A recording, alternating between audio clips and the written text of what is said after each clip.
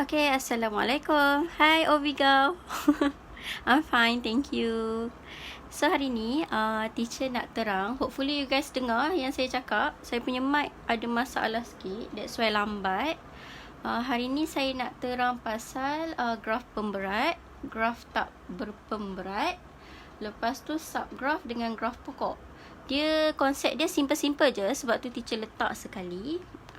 Kalau sempat insyaAllah kita habiskan. Kalau rasa macam panjang sangat, teacher akan terang 2 atau 3 konsep lah. So sekarang kita start dengan graf pemberat dengan graf tak berpemberat. Hai Syafiqah. So untuk graf tak berpemberat adalah ni graf tak berpemberat, iaitu graf yang kita selalu buat yang sebelum-sebelum ni. Okay, apa yang membezakan dia dengan graf pemberat? Okay, thank you, Oviga. Okay, so untuk graf berpemberat, yang membezakan dia bila kita letak pemberat kat sini. Contoh, kat sini nombor 7, kat sini 3, 1, 5. Dan teacher tambah lagi 1 bagi dia nampak banyak sikit line. 10. Okay, ni yang dimasukkan dengan graf berpemberat, iaitu graf pemberat ni dia akan letak dekat bahagian tepi ni nilai. Nilai ni apa maksud dia? Dia bergantung kepada graf and soalan tu sendiri. So dia akan wakilkan lah ikut dia kata kos ke, jarak ke, masa ke. So tak kisah, asalkan dia akan nyatakan dekat soalan lah nanti. Okay, so untuk yang ni macam mana teacher nak wakilkan? Kalau dia suruh wakilkan dari graf ni dalam bentuk jadual, macam mana kita nak tulis?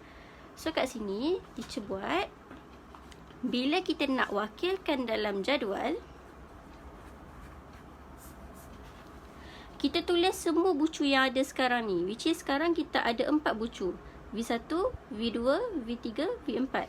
So teacher akan tulis dalam bentuk row dengan kolom. Ni kalau kita nak wakilkan dalam graf So sini pun teacher tulis V1, V2, V3, V4. Right?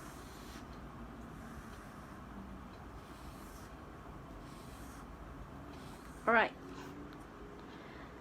So dari sini kita tengok graf yang diberi tadi, V1 ke V1. So kalau dari titik ke titik, kosong lah. So saya tulis siap-siap. V1, V1 kosong. V2, V2 kosong. V3, V3 kosong. V4, V4 kosong. Siapa yang tak tahu boleh tengok satu-satu. Kalau saya dah nampak dah lah. Kalau di antara diri sendiri dengan titik, dia tak bergerak. Jadi dia tak ada nilai lah. Dia kosong. And then baru saya check V1 ke V2. V1 ke V2. 3. So pemberat dia adalah 3 lah. Macam tu. And then V1 ke V3. V1 ke V3 tak ada line. So kat sini kosong. Then V1 ke V4 1. Then V2 ke V1. V2 ke V1 3. V2 ke V3. V2 ke V3 7. V2 ke V4. V2 ke V4 10. Macam tu tau cara baca dia. Kita tulis satu-satu. So V3 ke V1. V3 ke V1 tak ada. So kosong. V3 ke V2. V3 ke V2 7. Then V3 ke V4 5. Then V4 ke V1. V4 ke V1 1. Ni kalau you buat banyak kali, you akan buat cepat lah benda ni. V4 ke V2 10. V4 ke V3 5. Hai Siti Nur Sohaila. Okay, so ni adalah cara kita nak tukar dari graf pemberat ke bentuk jadual. Macam tu je, senang je. Kita senaraikan dia punya bucu dekat bahagian tepi dengan atas, dan kita tengoklah hubungan dia. Itu sahaja. Okay, yang membezakan graf pemberat dengan graf tak berpemberat. Ada nilai dengan tak ada nilai. Okay, and then lepas tu teacher nak masuk pasal subgraf. Subgraf tu apa? So, saya tulis kat sini. Subgraf. English dia pun subgraph juga. So apa benda subgraph ni? Subgraph ni macam contoh. Contoh. Ni lukisan tadi kan. Kalau contoh teacher kata lukis subgraph bagi graf ni. Okay. Macam mana kita nak lukis subgraph? Subgraph ni pernah dengar tak subset? Dalam tajuk set. So kalau kamu ingat pasal sub ni adalah sebahagian ataupun keseluruhan dari yang set tu ada dalam set yang satu lagi. Contoh, teacher bagi B subset kepada A. Contoh. So B ni kalau elemen dia adalah 1, 2, A ni 1, 2, 3, 4. Tak kisahlah. Tapi semua elemen B ni ada dalam A. So konsep dia sama sekarang. Konsep dia sekarang kita akan guna graph dengan subgraph. So kita nak lukis subgraph adalah berdasarkan graf yang ada ni. Contoh, kalau dari lukisan ni, kalau dia suruh lukis 2 subgraph. So bila kita nak lukis 2 subgraph, kita boleh lukis satu macam ni. Contoh. Dan satu lagi macam ni. Contoh. So tak kisah kita nak lukis macam mana pun, tapi ini merupakan subgraph dia lah. So kita kena tulis sebiji. Maksudnya V2, sini V3, sini V4. And then yang ni V2, V1, V4. Dia macam tu. Lukis kena sama. Okay. So ini adalah maksudnya subgraph. Saya cuba buat satu lagi soalan untuk you guys nampak subgraph tu apa. Contoh kalau teacher lukis, kejap ambil lukisan. Okay, kalau teacher buat ni lukisan dia.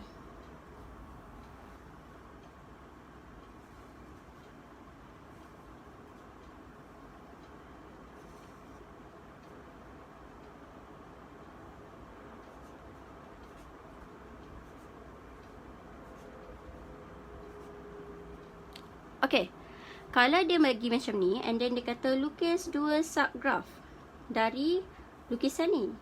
So, kamu boleh lukis 2, boleh pilih lah kamu nak buat macam mana pun. So, first kalau saya nampak yang senang, saya buat bentuk segitiga dengan 4 segi je lah. Ni. Dengan ni. So, ni subgraph dia. Dan pastikan dia punya titik adalah sama. Which is atas adalah V4. V3, V5, dan yang ni adalah V5, V3, V1, V2, macam tu. Okay, so ini adalah subgraph. Kalau contoh saya tulis tiba-tiba kat sini V4, so dia tak dikira sebagai subgraph. Tak boleh, dia kena sebiji titik dia. Bentuk dia semua kena sama. Okay, itu maksudnya subgraph. You guys fahamkan konsep. Nanti kalau dalam buku teks ada soalan, boleh try jawab. Kalau salah ke nak discuss, you boleh tanya dekat grup Telegram nanti. Okay, yang penting you faham konsep dia apa, subgraph tu. Okay, and then the last one teacher nak masuk adalah pokok. Okay, pokok tu apa? Graf pokok lah. Pokok. English dia tree. Tree graph lah, graf pokok. So apa benda graf pokok ni? Graf pokok ni dia ada beberapa syarat dia.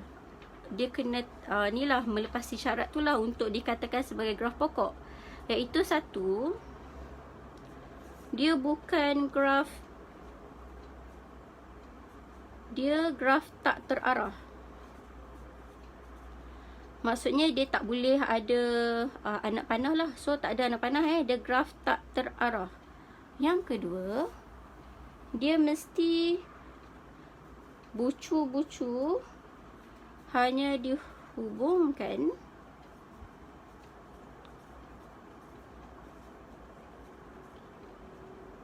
dengan satu tepi.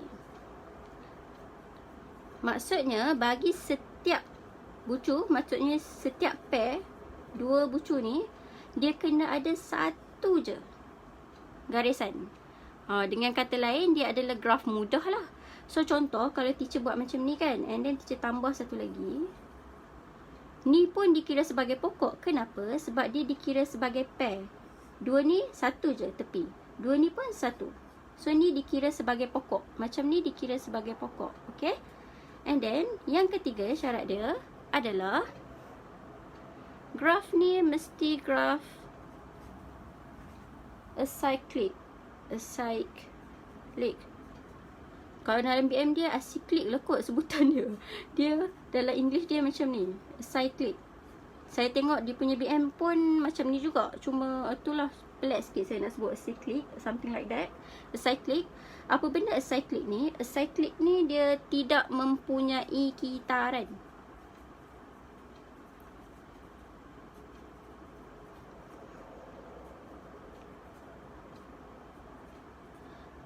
So bila kamu dapat graf cyclic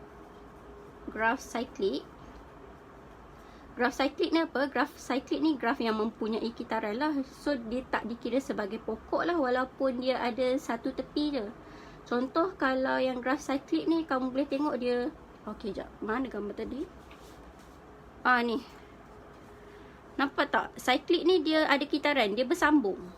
Macam tu. Kalau graf pokok, dia tak akan bersambung. Dia macam ni. Dia akan terbuka je. Macam tu ke? Macam tu. Ni adalah tree. Okay. So, yang graf cyclic ni kita panggil sebagai pokok. Antara contoh graf pokok, saya tunjuk contoh. Dan nanti you guys kena buat soalan lah untuk fahamkan graf pokok ni. Saya try lukis satu. Macam mana contoh dia? Contoh kalau saya lukis macam ni. 1, 2, 3. Nampak tak? Semua ni satu tepi je bagi setiap pair. And then saya sambung lagi. Sini.